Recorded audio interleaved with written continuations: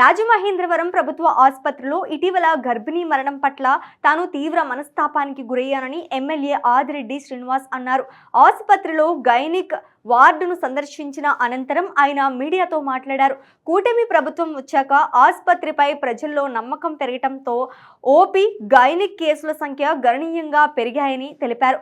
అనంతరం మాజీ ఎంపీ భరత్ విమర్శలను పట్టించుకోనని రాజమండ్రిని ఆదర్శ నగరంగా మార్చడమే తన ధ్యేయమని స్పష్టం చేశారు. మోరంపూడి ఫ్లైఓవర్ వద్ద గుంతల సమస్యను జనవరి 15 నాటికి పరిష్కరిస్తామని హామీ ఇచ్చారు. కొన్ని రోజుల క్రితం రాజమండ్రి ప్రభుత్వ ఆసుపత్రిలో ఒక దురదృష్టమైన సంఘటన జరిగింది. అది నా దృష్టికి రావడం జరిగింది. ఒక గర్భిణీ స్త్రీ ప్రసవ సమయంలో అధిక రక్తస్రావం కారణంగా మరణించడం జరిగింది.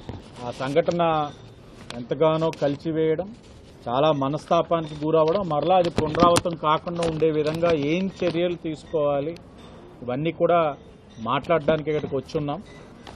సంఘటన జరిగిన వెంటనే తెలుసుకొని ఇక్కడ ఉన్న సిబ్బందితోటి, డిపార్ట్మెంట్ హెడ్స్ తోటి కూడా మాట్లాడడం జరిగింది. వారి వైపు నుంచి చెప్పవలసిందంతా కూడా చెప్పడం జరిగింది.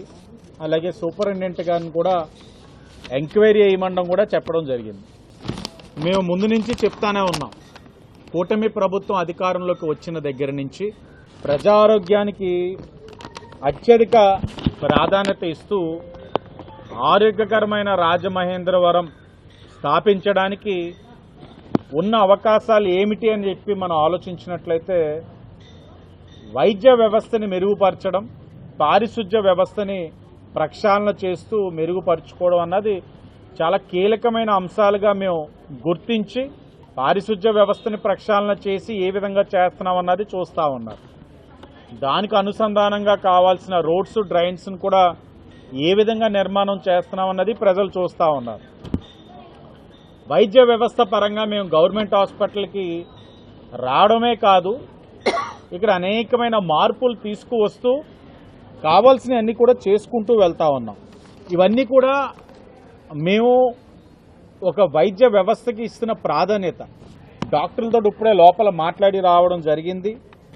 డాక్టర్లు ఇచ్చిన నివేదికను కూడా పరిశీలించిన పిమ్మట ఈ అధిక రక్తస్రావంతో మరణించిన కేసులు చాలా అరుదుగా ఉంటాయి. చాలా అంటే చాలా అరుదుగా ఉంటాయి. అలాగే మీరు చూస్తే వాళ్ళ ఒక గణాంకాలు కూడా చూపించారు. అవన్నీ కూడా చూసినట్లయితే కూటమి అధికారంలోకి వచ్చిన దగ్గర నుంచి ఇక్కడున్న అవుట్ పేషెంట్స్ యొక్క సంఖ్య ఏ విధంగా పెరుగుతూ ఉందన్నది మనం గమనించవచ్చు. చాలా విజిబుల్గా ఉన్నాయి నెంబర్స్. కూటమి రాకముందు ఓపీ ఎంత ఉంది, గైనిక్ వార్డుకి ఎంతమంది వచ్చారు, కూటమి అధికారంలోకి వచ్చిన తర్వాత ఓపీ సుమారు రోజుకి 1800 వస్తూ ఉంది. ఈ గైనిక్ డిపార్ట్మెంట్లో కూడా వచ్చేవారి యొక్క సంఖ్య పెరుగుతూ ఉంది. అంటే ప్రజలకి ఈ ప్రభుత్వం పైన నమ్మకం.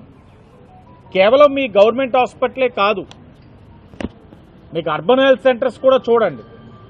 ఎక్కడికక్కడ అర్బన్ హెల్త్ సెంటర్స్ కూడా సంఖ్య పెరుగుతూ ఉంది వచ్చేవారు ఓపీ పేషెంట్స్. అంటే ఇవన్నీ కూడా ఏంటంటే ప్రజలకి ప్రభుత్వం పైన నమ్మకం, విశ్వాసం. అంటే ఇక్కడ మనం ఇస్తున్న వైద్యం, ఇక్కడ కావలసిన అవసరాలు ప్రభుత్వ పరంగా చేస్తున్నాం. కొన్ని స్వచ్ఛంద సంస్థల ద్వారా సిఎస్ఆర్ నిధులతో చేసే కార్యక్రమాలు కూడా చేస్తున్నాం. అంటే మనం ఆ నమ్మకం తీసుకురాగలిగాం. నేను ఇక్కడ పదే పదే వచ్చిన ప్రతిసారి ఒకటే చెప్తా ఉంటాను, ఇక్కడ డాక్టర్స్ కానీ స్టాఫ్ కానీ మీరు ట్రీట్ చేసే దాన్ని బట్టే సగం వ్యాధి తగ్గిపోతుంది. మీ పలకరింపుతోటే సగం భయం తగ్గిపోతుంది. తర్వాత డాక్టర్స్గా మీరు అందించాల్సిన వైద్యం, చేయవలసిన కార్యక్రమం చేయాలి.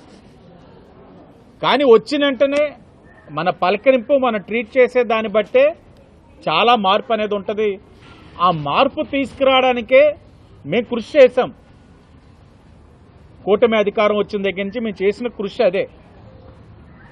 స్పందించడం, వచ్చిన వారితోటి బాగా మాట్లాడడం, ఇబ్బంది లేకుండా ఇక్కడ మంచి ట్రీట్మెంట్ అందించడం, కాకినాడకో లేకపోతే ఎక్కడికో రిఫర్ చేయకుండా ఇంత ఇన్ఫ్రాస్ట్రక్చర్ ఉన్నప్పుడు ఇక్కడే ట్రీట్ చేయాలన్న దానిపైన దృష్టి సారించడం. ఇవన్నీ చేయడం వల్లనే కౌంట్ పెరుగుతూ ఉంది ఓపీ. మేము ఎప్పుడు ఒకటే అంటా ఉంటాను, పేదవాడికి ఏదైతే వైద్యం ఇస్తున్న ఈ హాస్పిటల్ ప్రైవేట్ హాస్పిటల్స్కి పోటీగా చేయగలిగినప్పుడే ఒక అర్థం అనేది ఉంటుంది. దానికోసమే మేము కృషి చేస్తా ఉన్నాం. నేను కానీ శాసనసభ్యుడిగా, హాస్పిటల్ కమిటీ మెంబర్స్ కానీ, అర్బన్ హెల్త్ సెంటర్స్ చైర్మన్స్ కానీ అందరం కూడా ఈ వైద్య రంగాన్ని పేదవాడికి అందుబాటులో తీసుకురావడానికి కృషి చేస్తా ఉన్నాం.